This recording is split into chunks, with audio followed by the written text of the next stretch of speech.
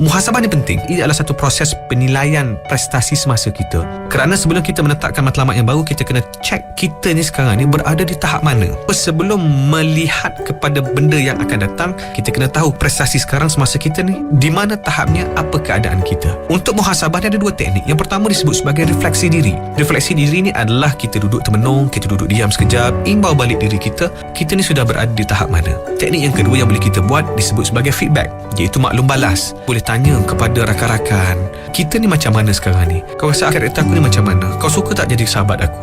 Tanya pada bos, prestasi saya sekarang ni macam mana? Bos puas hati atau tidak? Kita tanya. Dengan bertanya, kita dapat maklumat. Bila dapat maklumat, insya-Allah kita boleh nilai diri dengan lebih baik dan kemudian kita boleh bertindak memperbaiki mana kelemahan, menambah baik potensi, menambah baik kebaikan yang kita ada, kelebihan yang kita ada untuk menjadi orang yang lebih baik. Aspek-aspek yang perlu kita nilai kembali. Yang pertama, adakah kita berpuas hati dengan keadaan kita sekarang? Sudut yang paling penting untuk kita lihat adalah dari sudut ibadah. Bagaimana dengan solat kita? Tanya soalan pada diri. Sebab kadang-kadang kita rasa kita dah okey, tetapi sebenarnya bila kita semak dan cek, sebenarnya kita masih lagi jauh daripada tahap baik. Cek solat kita, solat fardu kita macam mana, cukup atau tidak, di mana kita tunaikan, di masjid atau di rumah.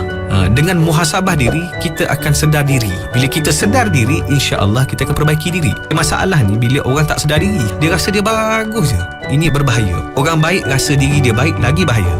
Sebab itu sebagai hamba kita kena sentiasa rasa kita ni serba kekurangan untuk kita tambah baik dan perbaiki. Muhasabah balik dari sudut hubungan kita dalam kekeluargaan. Bagaimana keadaan kita sebagai ketua keluarga, sebagai suami, sebagai adik-beradik, sebagai seorang anak, peranan kita mainkan dah cukup belum? Semak juga dari segi kerjaya, kualiti kerja kita selama ini. Adakah kita buat kerja secara ikhlas? Ataukah kita buat kerja dengan kualiti yang terbaik? Adakah kita buat kerja secara sambil lewa? Adakah pendapatan kita ni berbaloi dengan usaha kerja kita?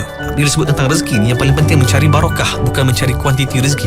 Yang terakhir yang perlu kita muhasabah juga adalah cara hidup kita. Adakah gaya hidup kita sendiri adalah gaya hidup yang membawa kepada redha Allah Subhanahu Wa Taala, yang mengikut sunnah Nabi? Sama-sama kita semak apa sunnah Nabi yang dah kita buat, yang kita dah budayakan dalam keluarga kita, dalam kehidupan kita. Apa lagi yang belum? Jadi dengan semak sedemikian, insya-Allah kita akan upgrade hidup kita dari masa ke semasa, sentiasa. Insya-Allah barulah hidup kita akan lebih baik daripada keadaan sebelumnya.